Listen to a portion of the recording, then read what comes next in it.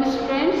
आज हम चर्चा कर रहे हैं इस वीडियो में सेकेंड ईयर क्लास के लिए व्यंजना शब्द शक्ति का आगे का व्यंजना शब्द शक्ति। व्यंजना जिसमें व्यंग्यात्मक प्रतीति होती है। व्यंजना शब्द की वह शक्ति है जिसमें व्यंग्यार्थ प्रकट होता है, जहाँ न वाच्यार्थ से काम चलता है न लक्ष्यार्थ से काम चलता है, अपितु एक तीसरा अर्थ लेना पड़ता है और उसे व्यंग्यार्थ कहते हैं। जहाँ व्यंग्यार्थ से अर्थ की प्रतीति हो वहाँ व्यंजना शब्द शक्ति होती है। अतः संकेतित अर्थ भी ना लगे, लोक प्रसिद्ध और संकेतित अर्थ भी ना लगे, और तत्संबंधित जो लक्ष्यार्थ है वो भी ना लगे, तो कोई अन्य अर्थ ही लेना पड़ता है, वहाँ व्यंजना शब्द शक्ति होती है। जैसे यह कहा जाए आप तो बड़े गुरु, कहने के ढंग पर अगर व्यंग्यपूर्वक कोई बात कही जा रही है, वैसे तो गुरु का मतलब अगर हम सीधा सीधा अर्थ लेंगे तो जो है गुरु का मतलब आदरणीय व्यक्ति होगा। पर यदि हम किसी को व्यंग्य रूप में कह रहे हैं आप तो बड़े गुरु हैं, इसका मतलब कि आप तो बड़े धूर्त हैं। तो ये जो अर्थ है धूर्त अर्थ, ये जो है व्यंजना शब्द शक्ति से लिया गया है। इसके अर्थ को व्यंग्यार्थ माना जाता है और इसके दो भेद, एक शाब्दिक व्यंजना और एक आर्थी।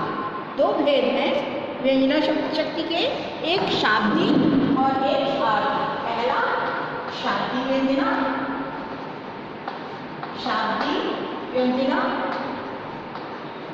और दूसरा आर्थी व्यंजना। दो अर्थ इसके हो गए, आर्थी व्यंजना और शाब्दिक।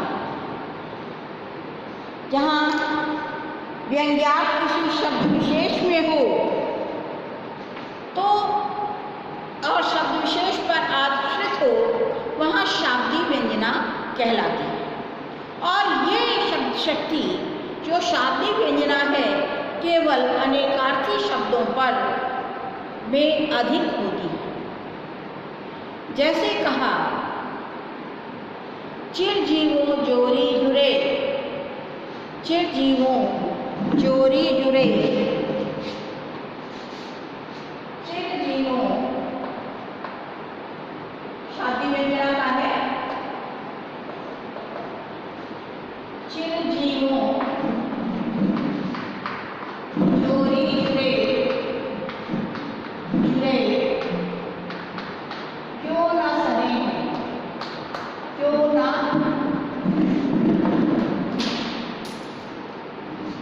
सने गंभीर, न सने गंभीर को घटिए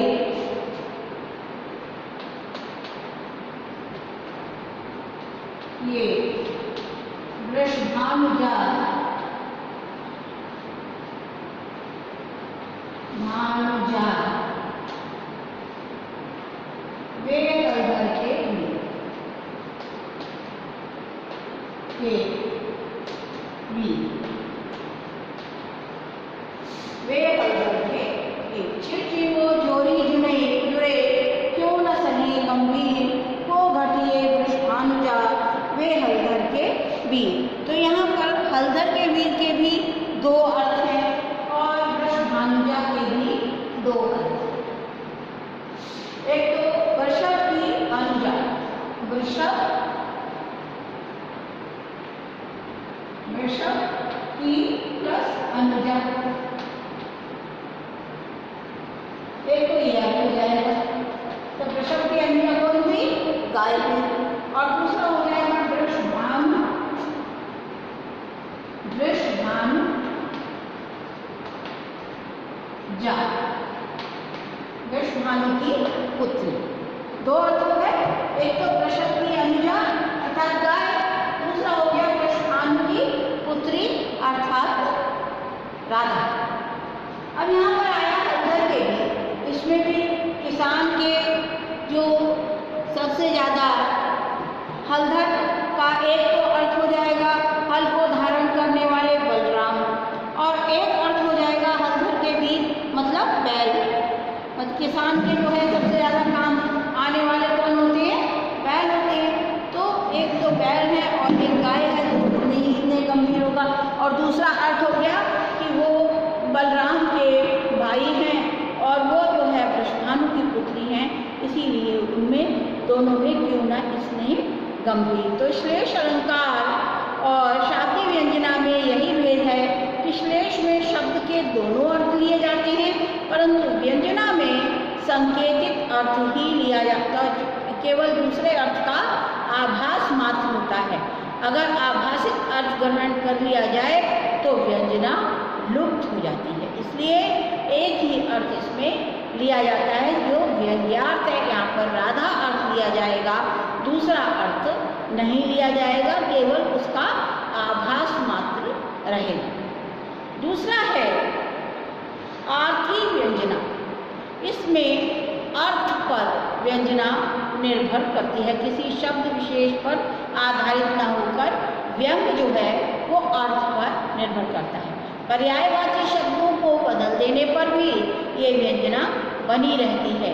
आर्थी व्यंजना में वक्ता कहने वाला, बोधव्य जिससे कहा जाए, वाक्य जो वाक्य है, अन्य सन्निधि, वाच्य और प्रस्ताव, ये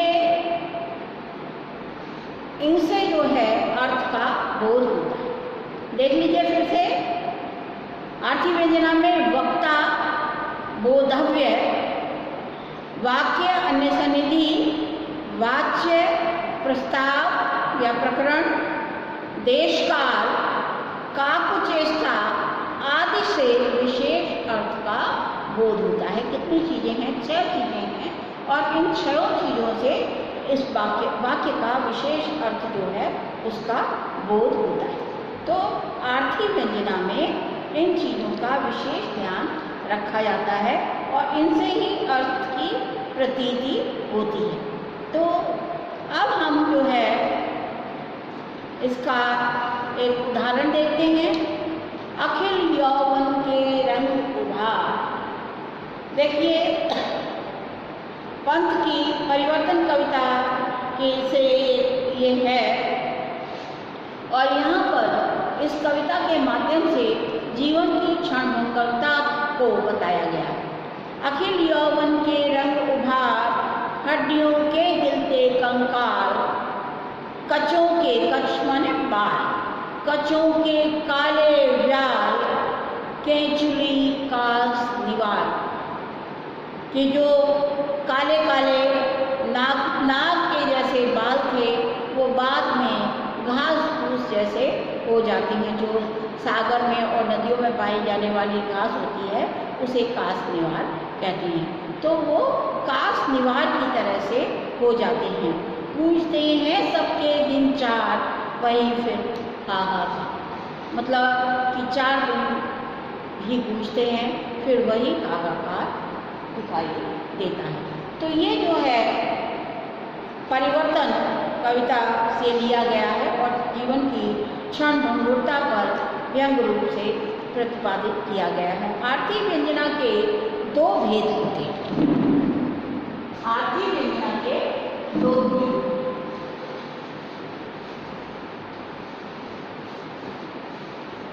आर्थी व्यंजना के 2 भेद। एक तो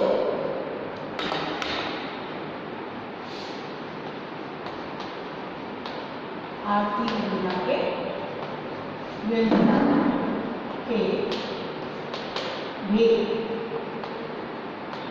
आर्थी व्यंजना के 2 भेद हो गए। एक तो लक्ष्मणमूला, एक तो हो गई अभिधामूला आर्थी व्यंजना, और दूसरी हो गई लक्षणामूला आर्थी व्यंजना। पहले है अभिधामूला, अभिधामूला आर्थी व्यंजना।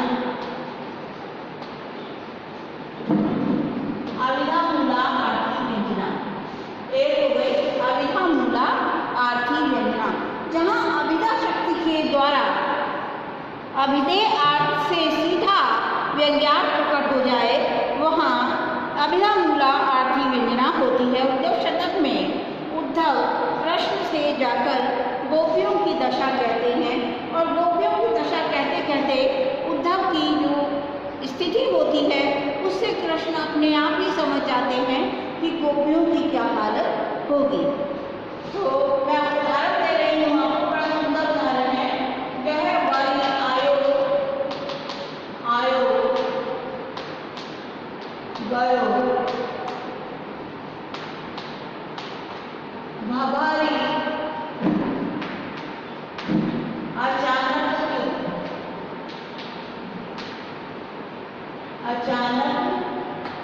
क्यों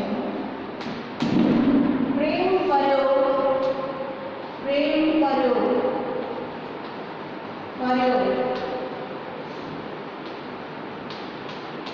चपल चुचाई उतरी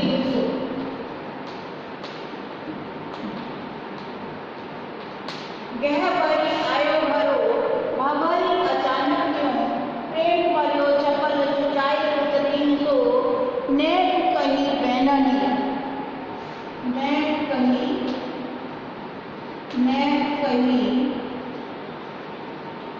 बैननी अनेक कही नैनन अनेक कही नैनन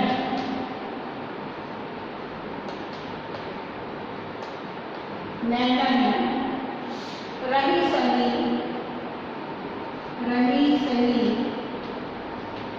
सोई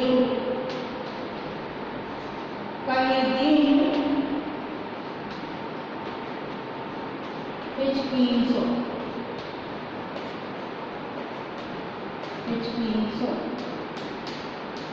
आप देखिए यह बड़ी आयो करो हमारी अचानक जैसे ही उद्धव कृष्ण को गोपियों की स्थिति का वर्णन करने लगे तो उनका गला भरा अचानक से भरभरा है। और जो गोपियों का प्रेम था, आप देखिए कितने सुंदर शब्दों में यहाँ वर्णन किया है। जो गोपियों का प्रेम था वो इतना चपल हो गया उनके हृदय में कि वो पुतलियों के माध्यम से चुचाने लगे, पुतलियों के माध्यम से चूने लगे। गोपियों का जो प्रेम था कृष्ण के प्रति वो उनके हृदय में इतना चपल हो गया कि वो पुतलियों के माध्यम से चुचाने लगा। कुछ तो उन्होंने वाणी से कहा, बहुत सा उन्होंने उनके नेत्रों से बहने वाले आंसुओं ने कह दिया, और जो कुछ रह गया था वो जो रोते रोते उनकी हिचकियाँ बन गई, उन्होंने सब कुछ बकान कर दिया। कि जब उद्धव जैसे ज्ञानी पुरुष की ये स्थिति हो गई तो गोपियों की वास्तव में क्या स्थिति होगी। यहाँ पर गोपियों की विवल स्थिति का वर्णन किया गया है उद्धव के माध्यम से। तो ये हो गया आपका बहुत ही सुंदर उदाहरण है उद्धव शतक से अभिधामूला लक्षणा व्यंजना अभिधामूला व्यंजना का उदाहरण। एक और उदाहरण है जो रामचंद्रिका से है और यहाँ पर संवाद से है। तो कहते हैं कौन के सुख रावण पूछते हैं अंगद से, अंगद कहते हैं बाली की। रावण कहता है कौन बाली, अंगद कहता है नहीं जानते। फिर जो है अंगद जवाब देता है जो तुम्हें अपनी बगल में दबाकर कांख चाँप तुम्हें जो सागर साथ नहात बखानी। कि मैंने तो ऐसा सुना है कि आपको अपनी बगल में दबाकर वो सात समुद्रों में नहलाते फिरे थे, उन बाली का पुत्र हूँ। कहाँ गए हुए वीर। अब फिर जो है रावण भी ये एक व्यंग करता है कि अब वो वीर कहाँ गया। तो अंगद कहते हैं कि देव स्वर्ग सिधाई बताइए। अंगद कहते हैं कि उनको राम ने स्वर्ग भेज दिया। क्यों गयो? रघुनाथ बाण विमान बैठी सीधा, इतना भी था तो कैसे चला गया? कहते हैं कि रघुनाथ के बाण के विमान में बैठकर वो स्वर्ग को चला गया। यहाँ अंगद राम की वीरता का वर्णन करना चाहते हैं, राम के बल का वर्णन करना चाहते हैं और राम की शक्ति के आदित्य के वर्णन की व्यंजना इन शब्दों के माध्यम से हुई है। और अब मैं दूसरी व्यंजना, आरती व्यंजना का दूसरा जो भेद है, लक्षणामूला आरती व्यंजना की चर्चा करूँगी। लक्षणामूला आरती व्यंजना दूसरा है लक्षणामूला आरती व्यंजना। लक्षणामूला आरती व्यंजना। यहाँ देखिए कि जो है लक्षणा के द्वारा जब व्यंग्यार्थ लिया जाए, पहले वाच्यार्थ, वाच्यार्थ से फिर लक्ष्यार्थ, लक्ष्यार्थ से फिर व्यंग्यार्थ लिया जाए, तब लक्षणामूला आरती व्यंजना होती है। जैसे किसी व्यक्ति को माना जाए कि यह बैल है, अर्थात बैल जैसा मूर्ख है, अविधेय अर्थ होगा क्योंकि मानव बैल नहीं हो सकता। मूर्ख शब्द लेने, मूर्खता का आधिक्य होने के कारण भी उसका ये अर्थ लिया गया है। यहाँ पर एक और उदाहरण है और वो उदाहरण भी उद्धव शतक से ही है। टूकी टूकी टूकी टूकी है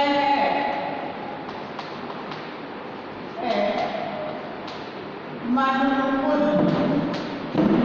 मनमुकुर हमारो हाय हाय उदो चूकी हूँ चूकी हूँ चूकी हूँ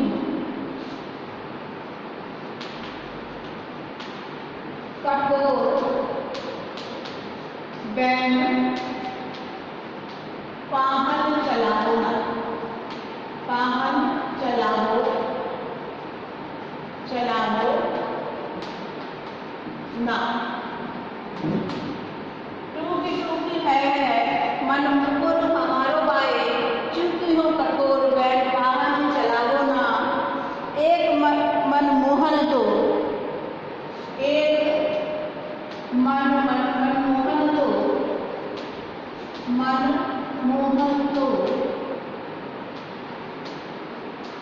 तो बस के गुजारो मोही मोही मन में अनेक मनमोहन बसाओ बसाओ।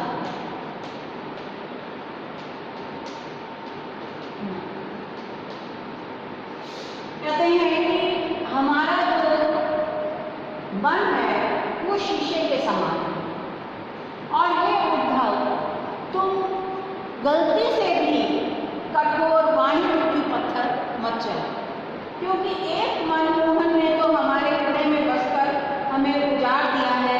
अब अगर कोई शीशा टूटेगा तो उसके अनेक टुकड़े होंगे और शीशे की ये विशेषता होती है कि जितने टुकड़े होते हैं, जितना भी टुकड़ा हो छोटा, उसमें पूर्ण प्रतिबिंब ही दिखाई देता है। तो इस तरह से अगर हमारा मन रूपी दर्पण टूट गया तो उसमें अनेक मनमोहन के रूप दिखाई देने लगेंगे। यहाँ पर अपने हृदय में उनकी अनन्यता का जो भाव है, उस भाव को व्यक्त करने के लिए ये कहा गया है।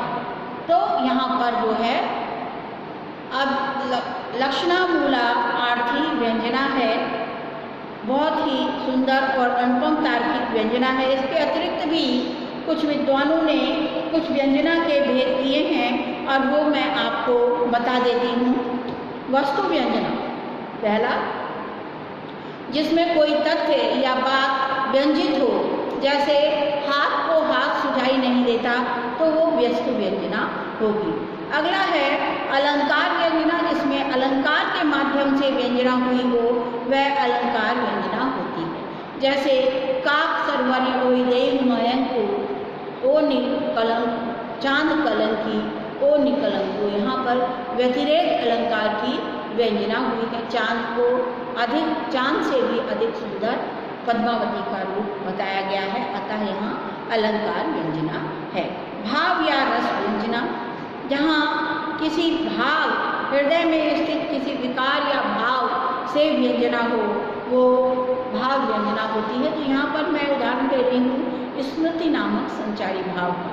जब जब पनघट जाऊँ सखीरी वह जमुना के तीर, जब जब पनघट जाऊँ सखीरी वह जमुना के तीर, भारी भारी जमुना उमगी चलत है, भारी भारी जमुना उमगी चलत है, इन नैनन की तीत की नेत्रों के माध्यम से जो है वो यमुना है वो उमग कर चल रही है। तो ये आपकी शब्द शक्तियाँ यहाँ पर समाप्त हो गई। तो थैंक यू स्टूडेंट्स।